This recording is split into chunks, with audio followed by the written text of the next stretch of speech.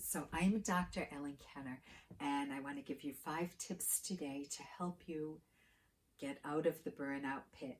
And the first one is to value yourself. Number one is truly value yourself. It is your life. Sometimes people think this isn't, my life. It's really, I feel like I'm living in the shadows of my partner, my husband, my wife, or I feel like I have to have the life my parents want, or everybody's sucking so much life out of me. It is your life. It's not your boss's life. And if you're feeling burnt out, that is such a red flag. That is a signal that your subconscious is sending you, saying, pay attention. I'm hurting. I'm burnt out. I don't want to get out of bed this morning. I don't want to go into work. I don't want to face coworkers. I don't want to see my family members. Certainly don't want to go to my college reunion and meet people who are doing well. I just feel like I'm fried. I don't want to go anyplace. If you're feeling like you are in the burnout pit, I'm going to give you one exercise that maybe will help you a bit. The goal is to focus on your strengths. When you're burning out, most people say, what's the use? Why bother? Who cares? I'm a failure. I screw up everything, or nobody likes me, and I'll never get anywhere, and I don't know how I'll ever even get out of bed. If you keep doing that every day, just churning that type of self-criticism and self-doubt, you're going to feel depressed, and you're going to remain there. You're going to be training your mind to remain there. Instead, you want to give yourself permission to focus on your strengths. And you say, yeah, what strengths? Think again. You want to think of, what good choices have I made over my life? When have I truly been in a better place than I am now, out of this burnout pit? What have people said about me, that the strengths that I have? The exercise that I'm going to give you is one that I was given when I was in grad school. And I was in training to work with children. And I'm a clinical psychologist. And the exercise was, go home tonight and write down 50 things you like or love about yourself. And it's 50 things, you've got to be kidding me. And I went home and I started writing them down. They were small at the beginning. You start slowly, feel a little embarrassed doing this exercise. It feels selfish. And yes, it is. You're focusing on yourself, and that's good. But I wrote down things like, I enjoy going to the farm to get fresh corn. I like taking a bike ride in the early morning when I have the time to do that. And I like things like, at the time I was manicuring my nails. I haven't done that in a while. Maybe I'll do that again.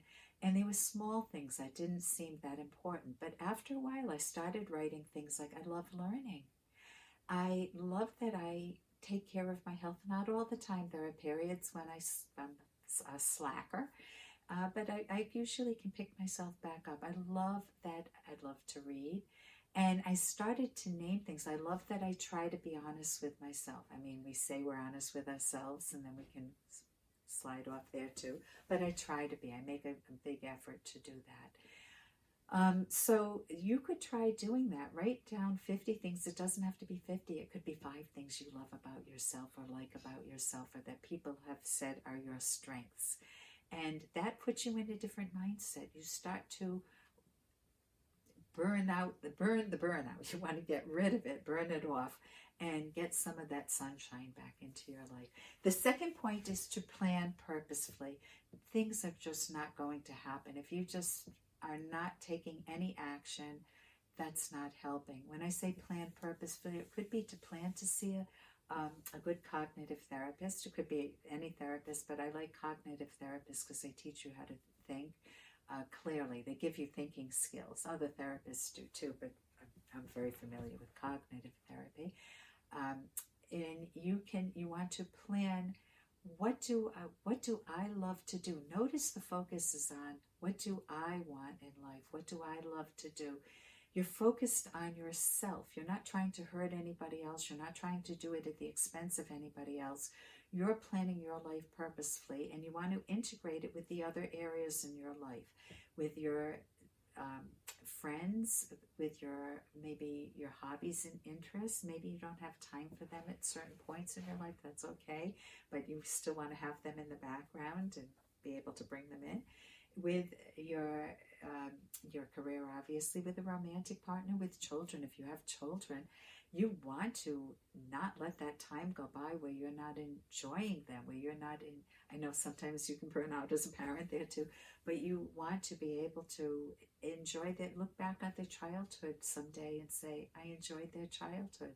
Yeah, there were rough spots, but I overall enjoyed it. The third point I want to say is to take small steps towards your goal. Take bite-sized pieces, and you've probably heard this advice many times, but when you take those pieces, like when I was getting into graduate school, I asked my husband to work with me on this, and every day at the end of the day, in a loving, lovingly supportive voice, he would say to me, tell me what you've done today to get into grad school.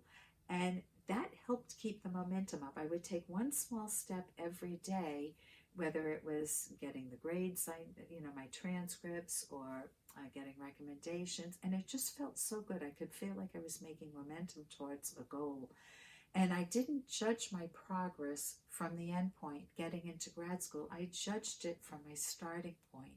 And that's another wonderful skill. You always judge your progress. Progress means you're moving forward.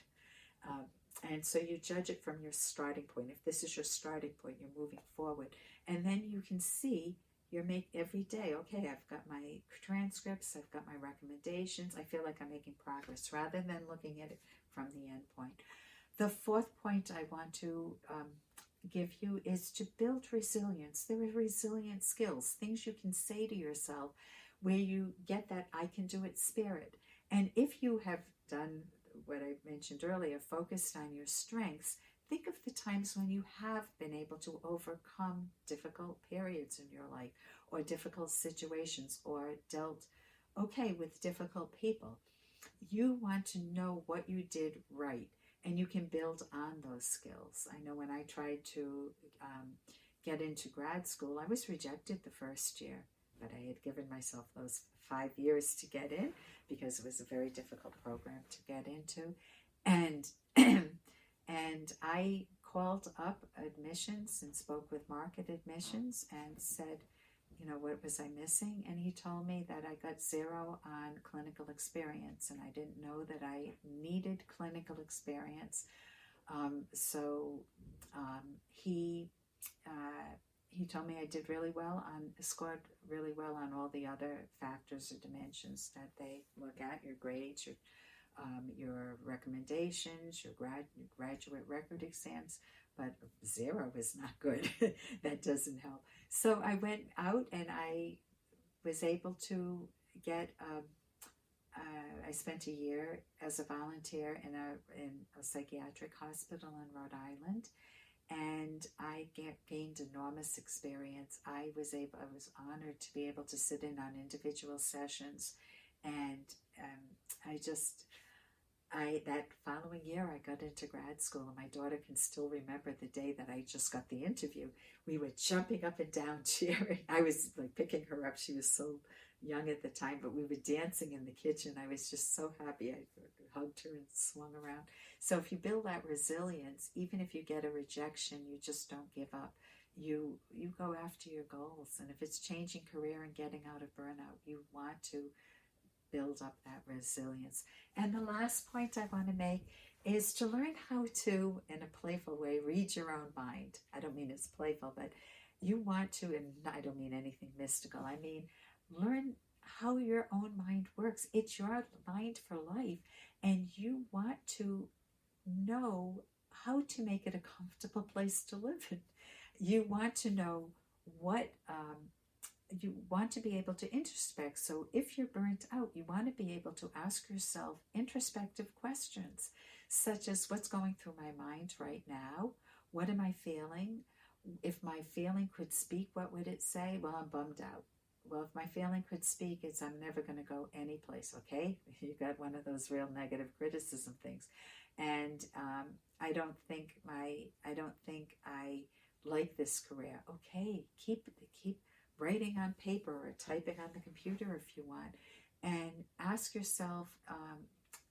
You can ask questions such as, am I being too perfectionistic on the job? Am I having difficulty with the people on the job? You want to specifically identify what where the core of the burnout is coming from, so you can address it, you can change it, you can make a plan to either maybe segue into a different department in your business, or change jobs completely, or work with different people if that's possible, or learn better communication skills if you don't have them, so you're not passive aggressive and um, you are not angry, you don't have anger management problems, that you can assertively express yourself in a way that holds your own dignity. And those are my 5 steps. Value yourself, plan purposefully to enjoy your life, um, take small steps towards your goal, build resilience, and learn to introspect.